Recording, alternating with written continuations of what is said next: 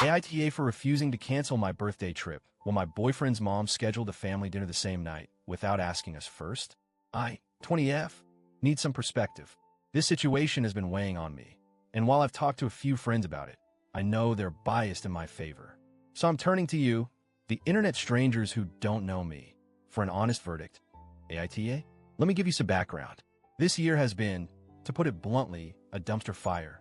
I lost my job back in February due to cutbacks, struggled with mental health, moved back in with my parents to make ends meet, and had a massive falling out with one of my closest friends. I've spent most of the year feeling like I'm just trying to stay afloat. So when my birthday was coming up, I decided to do something that would genuinely make me happy. Something peaceful, personal, and rejuvenating. Enter the birthday cabin weekend. I planned it with my two best friends, Sarah and Lena. We've known each other since high school, and they've been my rocks this year. The plan was simple, a cozy cabin about 2 hours away, lots of snacks, a couple of bottles of wine, some hiking trails nearby, and zero drama. I booked the cabin 5 weeks in advance and confirmed everything with them. The date? My birthday weekend, Friday through Sunday. My actual birthday falls on a Saturday. When I told my boyfriend, 23M, let's call him Jake, he was supportive. He even helped me look at cabins online and said it sounded like a perfect way to celebrate. You deserve this, he said. That meant a lot to me. Jake and I have been dating for almost a year and a half. Things have been good overall, but one area of tension has been his family. They're very close. And when I say close, I mean multiple family dinners per month, weekly game nights, spontaneous weekend get-togethers, group vacations, etc. That's great for them. Really, I respect it, but it's been an adjustment for me. My own family is more independent. We love each other, but we don't operate as a collective unit like his does. Jake's mom, in particular, is the ringleader of it all. She likes being in control, planning things, deciding who does what and when. She's not rude or mean, but she definitely expects things to go her way. She texts Jake every day, checks in multiple times a week, and is used to her kids dropping everything when she plans something. I've always tried to be respectful and show up when invited, even if I felt a little out of place or overwhelmed. So, fast forward to last week. Jake and I were having lunch, and he gets a text from his mom. He looks at it, frowns, and then shows it to me. It's a group message to the whole family. Family dinner at our place Saturday night. Everyone expected. 6 p.m. sharp. That's it. No question, no poll, no checking availability. Just a blanket statement.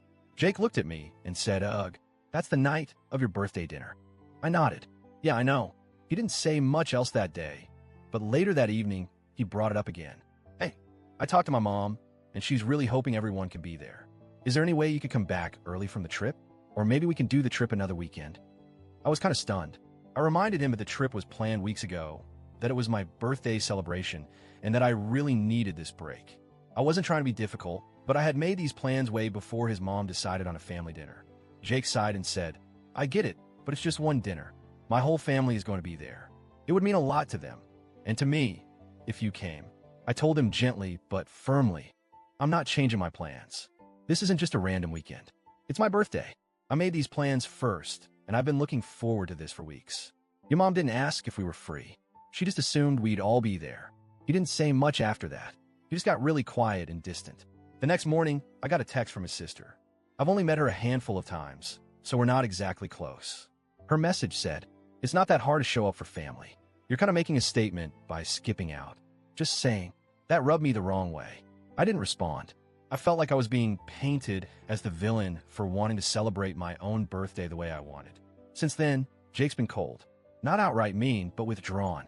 Like he's disappointed in me. We haven't fought, but there's a definite chill in the air. He hasn't brought it up again, but I can feel it hanging between us. I've been thinking a lot about this. I don't hate his family. I actually like most of them, but it feels like there's this expectation that I need to revolve my life around them.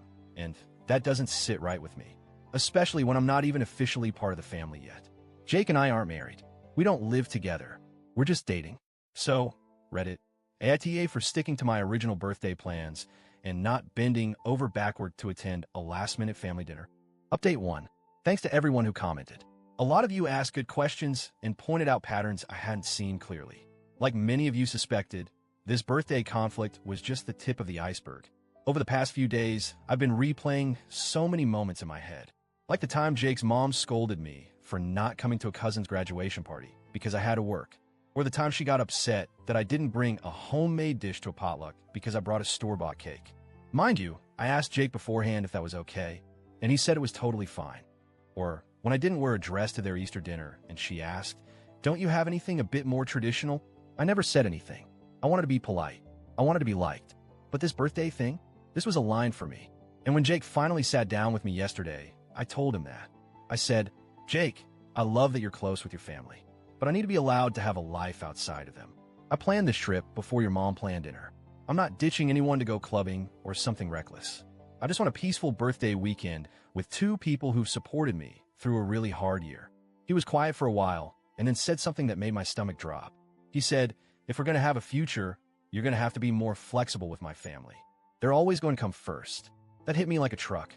I said, "Even before me?" And he didn't answer. I told him I needed some space to think. We haven't officially broken up, but we're taking a step back. I'm going on a trip. I'm bringing a journal. And I'm going to do some soul searching. Because if someone really loves you, shouldn't they want your happiness too? I don't know what the future holds, but I do know this. I'm going to spend my birthday surrounded by love, laughter, and peace. And I won't apologize for that. Thanks for reading. Update 2. The cabin weekend was incredible.